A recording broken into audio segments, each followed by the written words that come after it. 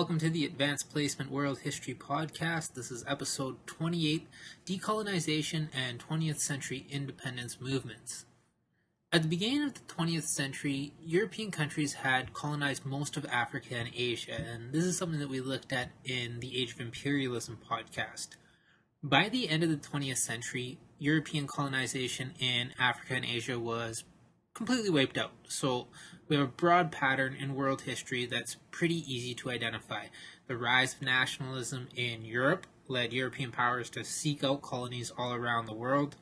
The rise of nationalism in these colonies led colonized people to form independence movements, which would lead to the collapse of Europe's global empires and to the creation of a whole bunch of new countries in Asia and Africa.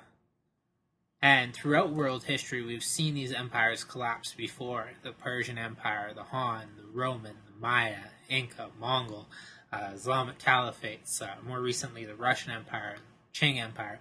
But the movements that are most like the 20th century independence movements in Asia and Africa were the ones that happened in the 18th and 19th century in America.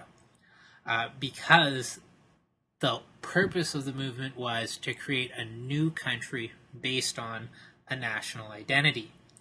And when I say independence movement in the 18th and 19th century in America, I'm not just talking about the United States, I'm talking about North and South America.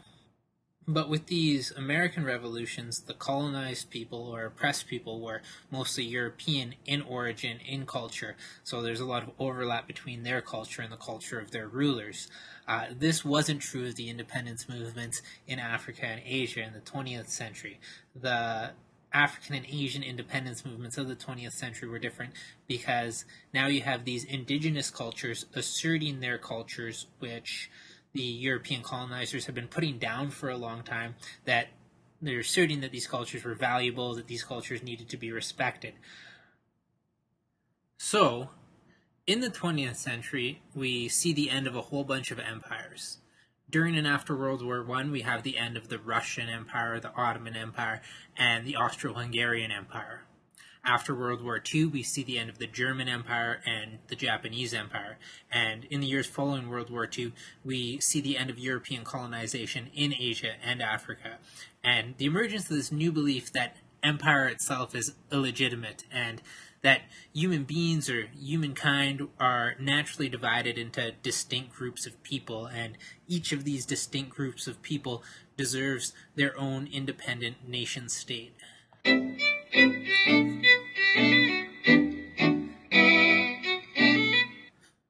At the turn of the 21st century, colonial rule was no longer seen as being a credible way of running a country. The idea that people should be able to rule themselves, obviously it made sense. And living today, you might look back and think, what were they thinking? At the same time, 100 years ago, nobody would have thought that by the end of the 20th century, we'd have all these new countries and that we wouldn't have these empires anymore. So something must have happened in the 20th century to cause people to view empires, view themselves, view others differently. And historians have to try to sort this out. Why? Why did these global empires collapse? And why do we have the emergence of so many new countries? So, like always in history, when we have a complex question, we get many different theories. And like most things in history, it's probably a combination of these theories.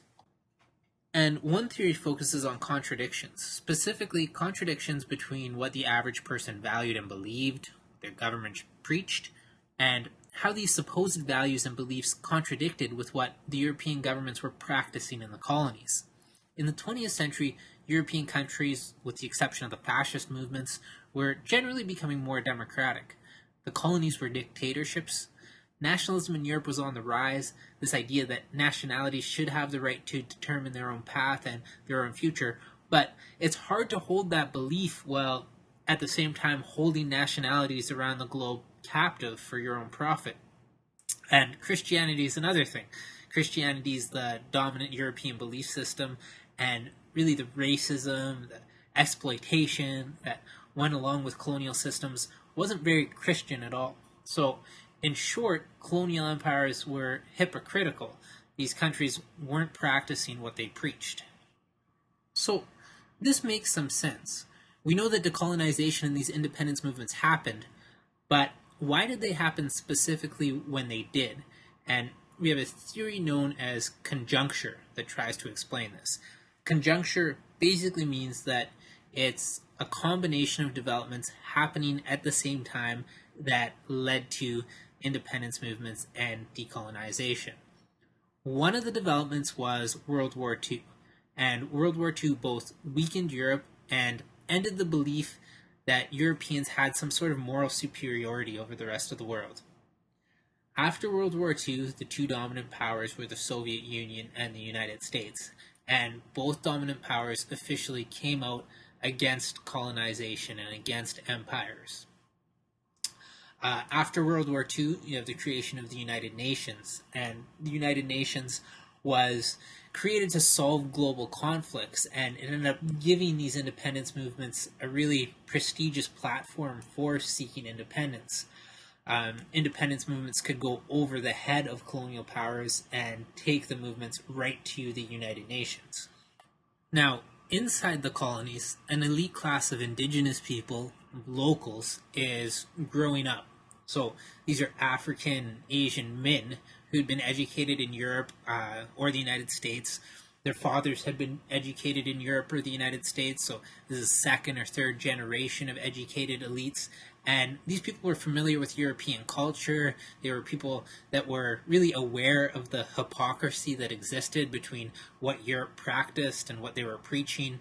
And these elite Western educated people were able to lead movements that attracted people from a broad spectrum of society, whether it be farmers or urban workers, merchants, professionals, intellectuals, really all sorts of people.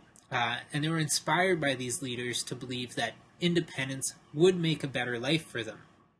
So these people that were the leaders of independence movements weren't farmers and factory workers that decided it's time to start mass political movements. They were all well-to-do people, educated in Britain and France, the United States. They all spoke multiple languages. They had a deep understanding of their people's history as well as European history. And these are people that attracted the support of the masses. But they weren't ordinary people. And historians argue that it's no coincidence that these were second and third generation Western educated people, because the first generation were much more likely to believe that European colonization was going to be good for their people. Another approach to explaining decolonization and independence movements focuses on the individual actions of specific groups of people. So, Gandhi in India, for example. It's less of looking at a broad historical pattern to explain why decolonization happened and why it was inevitable, and just more looking at the stories of these specific movements, stories behind these specific people. And a final theory argues Europeans simply didn't want the colonies anymore because they were expensive to run and that they came to be seen as unnecessary. Europeans could still own companies in the colonies, still make money off the colonies, but they could pull out politically. While Europeans were there, often they built infrastructure, so things like mines, telegraphs, railroads, ports, things that were needed. Once that infrastructure was in place, they could pull out, but keep the mining companies running, keep the rubber plantations running, and continue to make a profit. So these are some of the theories as to what made independence movements possible. We'll look at independence movements in more specific detail in the next sections, with specific attention paid to independence movements in India and South Africa.